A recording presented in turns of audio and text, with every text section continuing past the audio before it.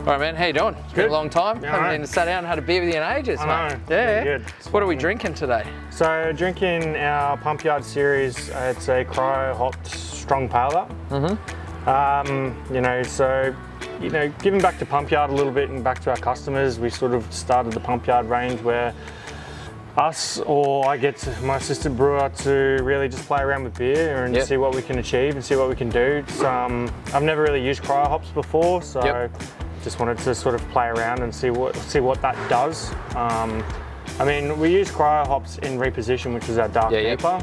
And I had some left over, and I'm like, you know what, I really want to do throw it in something else. Yeah, just do something different, put something on the bar, because we've got, it's something like, I think we've got 12 taps. Yeah, okay. So, they're not all double taps, some are double taps, some aren't. So we just, if we've got a spare tap, just do something for it. Throw it on. Yeah. Apart from that, just a standard pale recipe and you just cryo hop throw it and... No, this one's sort of play on... What's the cryo hop, was it? Cryo pop. Cryo pop, yeah. Was it it's variety? Yeah, cryo pop is a variety from cryo malt. It's a Yakima Chief one. Yeah. But they don't tell you what the actual blend is, so it's probably just a blend of different. And then simple mosaic citra cryo pop. So it was just had a lot of different hops, those sort of big juicy hops. So I was just like, just throw it out. It's quite pithy and it's got that really nice sort of like boiled sweet. You right there, mate? Yeah. Yep. First time drinking beer on camera. He'll get it one day. Spilling it everywhere. It's really nice. It's got that real nice grippy mouthfeel and the bitterness. It's and makes you like want more. Hey, like I'm aware that it's a bigger beer and I don't want to just scull it, but I reckon I could. Yeah, it's quite nice. But I try and balance a lot of the bigger ABVs. Like you had my double West Coast and my Imperial Brownie Porter. And I don't like boozy beers, and I don't really like a lot of fusel alcohols coming through in my boozy beers. So if I can find a way to balance that through, then I try and do that. So this actually uses wheat and oats, and it's not even hazy. Yeah, but it's not clear either. It is a bit hazy. It's sort of just one of those beers. It's not trying to be something huge and amazing. It's just a nice tasting, spectacular beer. So, tell us, how'd you get into brewing? So obviously when I started home brewing, I joined the IBU, the Ipswich Brewers Union. Yep. And then obviously we became mates, and I sort of got a lot more involved in it. And I was sort of jumping around jobs at the time, and I didn't really know what I wanted to do. And I liked brewing, and I'd just come out of the military. So I was like, oh, look, let's give this a crack. Long story short, I kept getting knocked back, and just based on experience. So funnily enough, I started volunteering at Hearts. Yep. And so I volunteered, for about 6 months. Was working just in bottle shops, then I started managing bottle shops as well. So I got into the industry that way. Then became a rep for Helios. And finally one day Charlie sort of was like, you want to get on the tools? So I became his trainee brewer, and then Hearts was looking for assistants, so I came back to a full-time sort of capacity of blend of assistant brewer and sales. Yep. And then I finished my IBD course, and then now I'm the head brewer. So I went from volunteer to head brewer here. Yeah, a few hops, skips and jumps. Many beers in between. Volunteer, assistant brewer, lead brewer, now head brewer. So. Yeah, nice. Yeah. And you've had some killer beers coming out that are your recipes. Your chocolate brown porter, your Imperial Porter, which is a stellar one. Your raspberry donut sour, which I want to put my hand up and take a bit of credit for that one, because you never used to drink sours until you came to my house and drank that thing that I thought was appalling, but you liked it. Yeah, because it wasn't super sour, so it's a good intro to it. Yeah, I still think your porter's the best one, but your Nipah, your black Nipah, that was good as well. Yeah. You've had some killer ones that have come out. You get a bit of freedom here, brew what you want. Yeah, within reason. Like obviously, we just did sweet heat, so yes, probably, because it's a vanilla ice cream habanero vegan pale ale. So I work really well with Michael, our business development manager, and him and I put our heads together and I go, hey, I'm thinking about brewing this. And if he goes, I think that'll sell, that's really all that matters to the boss, is if we move stock. And as soon as we started, the double West Coast sold out before we could even touch it. So, proof's in the pudding for him, the fact that we're making the beers. The Raspberry Donut won silver R&A this year. And my Laneway Haze won silver as well. This interview break brought to you by our friends at Konvoy.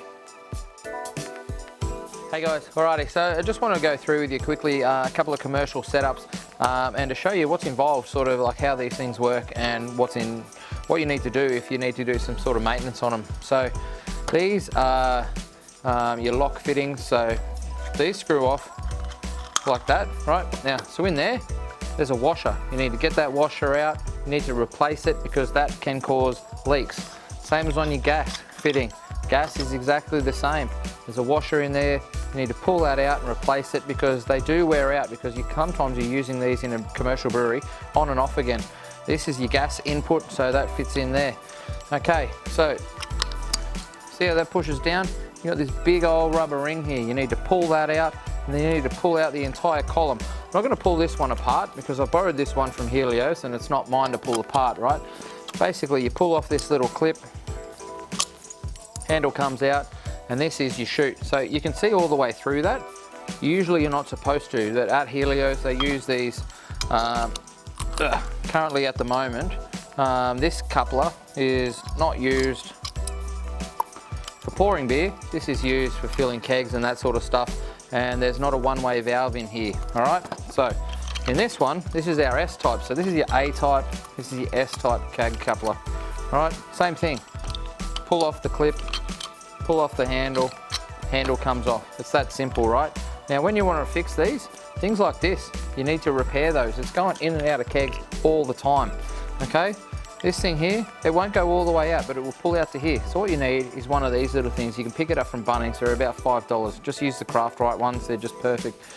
You push the lip up, you can get rid of that O-ring. If you need to use that, you can use that to hook under and pull it off. Very easy to do. Once you've done that, it pushes out the other way, okay?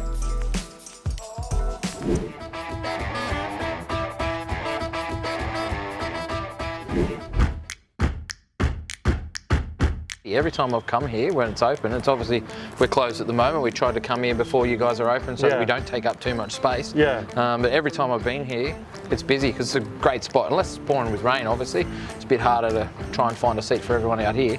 Yeah, we're working on that. Yeah. But what, you can see, what, 200? Yeah, probably a little bit more. We've got a function area upstairs. You know, it's a big venue. We do get really, really busy, especially Thursday, Friday, Saturday, and even Sunday when we do our smoke. Like the chef does his smoker stall at the at the end of the laneway there, and we're starting to push a lot of events. Like we did a beer gustation. I've got another one next Tuesday, Tuesday in a couple of weeks. So yeah, just really trying to push it. And, you know, Four Hearts has only really been around for 6 years, but they've only been wholesale for about 2. Yep. That man in the back. There is our general manager. Yeah. So he, you know, he was the one who really pushed wholesale for Four Hearts. Yep. He's done a lot of good things for her. Yeah, yeah. If you're getting beer out to market and it's making more people come here. Different to a lot of other breweries around the place is that your brewery's actually in your service area. Yeah. So what sort of, that's a bit of a struggle, hey? Because I know you and I've talked about this quite a bit outside of this chat, but like I know for you, like so you get Monday and Tuesday you can brew all day and do all your sort of cellaring work that you need to, but every other day you've got to get it done and packed up before. Yeah, so yeah, Monday, Tuesday is our sort of designated brewing operations days, so we'll brew Monday and Tuesday. 9 times out of 10 we're here early on the days that the bar's open just to get things done. Like, you know, obviously you saw Nick and I kegging off from Uni Tank in there just before. Yep. And that's just purely based off the fact that I'm sort of at a bit of a tank lock at the moment. You know, just trying to keep up with volume at the moment is one of our biggest things because we're just, you know, luckily selling a lot. Yep. Cellaring not too much. Cellaring we don't have too much of a restriction because our bright tank room. Yep. So it just comes down to the organisation of the brewery. Like you've sort of just got to be on top of. Yeah, Monday, Tuesday we're brewing. That's it. We have to get it done. Or Monday canning. Yeah. For example, or Tuesday brewing. So Monday, Tuesday, some can be up to, you know, Nick and I just did 2 back-to-back 12-hour days almost. Yeah. Just to get things done and turned over. Yeah, and then it tapers off during the week, so it's relative. Like, you know, come Friday afternoon, 12 o'clock, I'm usually sitting here having a beer. Yeah. So I don't mind that. Yep. You know, they're looking to get bigger and more, so, you know, next year, you know, we're at complete capacity. Like, I can't brew any more beer in my brew schedule. We have to actually contract brew our limited releases as well. Yeah. So So yeah, that's when the owners and everything are starting to go, okay, we need to sort something else. Yeah. So we're just gonna keep going. That's a good problem to have, I guess. You get into capacity, but you don't want to go too far with having that limited capacity and missing a market opportunity. Yeah, exactly. We've had to go off-site for a cold storage facility of our own as well as use 3PLs and ALM and things like that. So just pushing volume, which is good. This is like a bit of an institution here because there's a lot of businesses around here and a lot of people come here for business lunches and stuff. Yeah. What's the beer that they sit down and pick? Like, do you reckon, like the habanero thing that you've got coming out, do you reckon that's going to be a fast mover, or it's going to be like some people just going to have like a one taste? Not for our demographic, no. That's really purely a beer to one. It was a silly beer that we did with Babs, so the Brisbane Amateur Beer Brewers. Probably lager. Like, I turn over our lager really fast here. Yep. You know, Sunshine's been one of those lagers I've really been working on when I first came into Four Hearts. It was a dry hop lager, it was a rice lager, it had a lot going on. Yep. And I just brought it back to where the foundation of lager for me sits, and it's just, you know, clean, crisp, bitter, nice balance. The rice gives it a really nice, you know, sharpness, and it's just drinking really, really well. So yeah, nice. And also because we're a destination brewer, because we are the only brewery in Ipswich, probably our supermodel, which is a little 3.5 session ale. Yep. Basically, it's it's just, and that's got some good hops in it. You know, Galaxy, Enigma, and Vic Secret. Yeah. So supermodel. It was Ken's design and recipe, and he was just playing on the fact of, you know, Victoria's Secret model. Yeah. So yeah, just, you know, playing around with that. But yeah, it's good. Yeah, cool. This interview break brought to you by our friends at Bintani. All right, so this keg coupler has the one-way valve in it. So if you look from that end, it's like got the little ball sort of symbol in there you can see. If you look from that end, it's a straight line because the way that it's shaped is that it pushes up, and so that pushes up and closes the ball. So the ball sits in there and you can't get it off again, okay? And then you get your washer kit, you fit it all back on, put it all back together, okay? All right, we've done this backwards, okay? Oh, also in here, so you'll see in here, there's an O-ring at the top and there's another O-ring at the bottom. It's very important that you maintain these. So sometimes you need to get some lube and you put some lube in here after you've replaced the O-ring. So make sure that all of this is a single unit and it's functioning properly. That's where your gas goes in, and if you can see it in there, there's a little hole where your gas comes out, and that's how these couplers work, okay? That goes back in there. Push it in so you can get your O-ring on properly. This is my one, this is Helio's one. That's why I'm not gonna pull this apart, because it's not mine.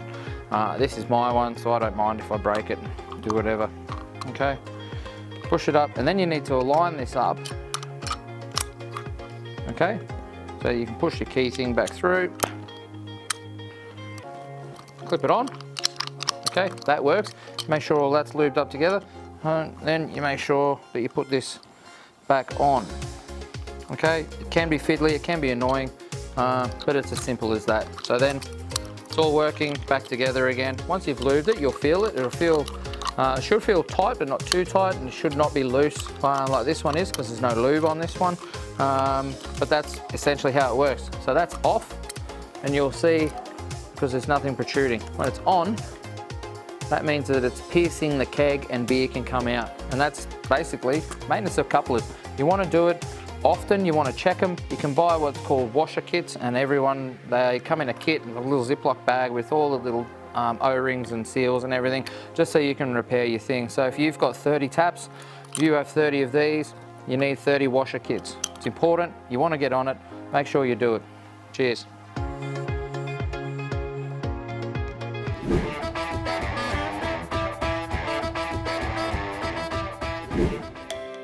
Yeah, this building, you know, it's been around since the 1800s, in the 1800s. Yep. You know, it started as a pump yard, like a water pumping station, hence the name for the actual bar. Yep. It's a pump yard, and then left alone for a little while, then it became the, like a TAFE, like a mechanical TAFE here, and it's all the classrooms and used to be in. Yeah, okay. And it was vacant for quite some time, and then James and Tracy Long bought the whole complex. Yep.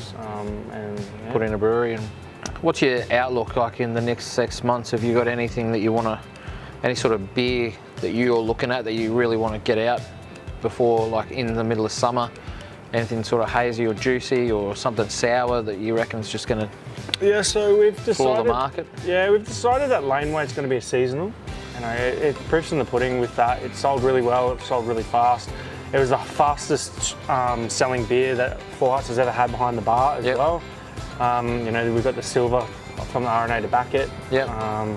And that's probably a beer that I'm going to actually play around with. I'm not going to just keep it. I'll keep it Laneway, like you know, but I want to, like for example, I'm going to be using Lupamax hops. This next time. Still the same hops, so Idaho 7 Centennial and Mosaic, but Lupamax Centennial.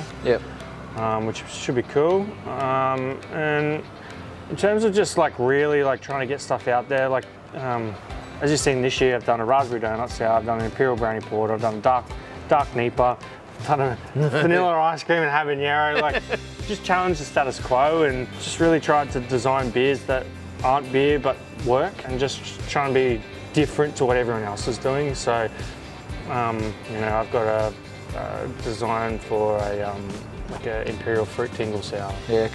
So gonna make it blue, purpley? Try to. Well, that's the thing we had with the raspberry donut, you know, like it came out that really nice luscious pink. So I don't know if I can, and like, you know, reposition was all about just playing with everyone's heads, because everyone just thought, oh, it's dark, it's going to taste like a stout, but it's actually, you know, sort of more along the lines of this, like really juicy. Not a black IPA. Fair. I want to go back to something you said with the habanero ice cream one you got. You call it vegan. Now, I know why it's called vegan, but when you hear ice cream, like brewers, we use lactose and things like that. So what did you do different? Is it a trade secret? Can you tell everyone, or? Yeah, no, I can definitely tell everyone, because it's not a trade secret, because I got it actually passed on to me as to how to make it vegan. It's actually using glycerine or glycerol, whichever you want to call it. So glycerine at certain percentages, you know, will give mouthfeel and depth of flavour. But they use it in spirits, like when they're distilling and stuff, and bourbons and whatnot. And also sweetness, which like bourbon, there's a lot of glycerine in that. So, you know, it gives sweetness. So that's how we establish doing that. So going off of what you're saying for next year, you know, I want to do a vegan-friendly oat cream IPA. So I don't know any on the market at the moment. So, you know, hopefully no one steals my idea now. This is coming out well later after next year, so you're good, mate. You'll be able to get one out. So that'll be really cool. And because I'm only such a junior head brewer, I took over as head brewer February this year, and I've only been commercially brewing for 3 years, and I got about a 6-week handover of going, here's how to be a head brewer. Here's deep end. There you are. Swim. And luckily I think, you know, I've kept my head above water, or above beer. You're still doing the job. Exactly. Just trying to work out, you know, like playing around with different, like I use limited releases as my learning curve, because it's a limited release. If it works, it works. All of mine have worked so far this year, which has been great. But that's where I really get to play around with stuff I've never done with, like cryo hops, Lupamax, glycerine, making a raspberry donut beer. I get to sort of go, I'm thinking about this. This is how I think it's going to work. What's going to get me to the end result that's actually going to work? Like raspberry donut will start off as a base sour, and then I had to really bench blend that just to get that balance and those flavors. So. So next year will be somewhat the same, like just crazy cool beers that, you know, 1, what the market wants, 2, that's going to sell, and 3, something I actually really want to do. Is there a market for vegan beer? 100%. There's a bar manager around the area that I've known from, you know, just working previously, and he always messaged me, is this vegan? Is this vegan? Is this vegan? You know, I guess, you know, vegan, gluten-free. So I've got a gluten-free pilot batching at the moment as well. You know, we've turned away from what we were doing in the gluten-free realm to something different. I want to do a gluten-free lager. So I'm working on that at the moment. That's pilot batching at the moment. So changing our ginger beer as well. Just trying to, keeping it in beer form. I don't really want to do an RTD ginger beer. Just sort of trying to move it into that realm where everyone sort of thinks it is a sort of a light, really light ginger beer. No, well, that's awesome. Thanks for the chat. No worries. Yeah, can't wait to come down and try more of your beers, as well as have you over at my place for barbecues and more beers as we always do. But yeah, yeah, man. No, cheers for the chat and thanks for the beer. I'm going to need a top up by the looks. Yeah, no worries. Cheers. Cheers, mate.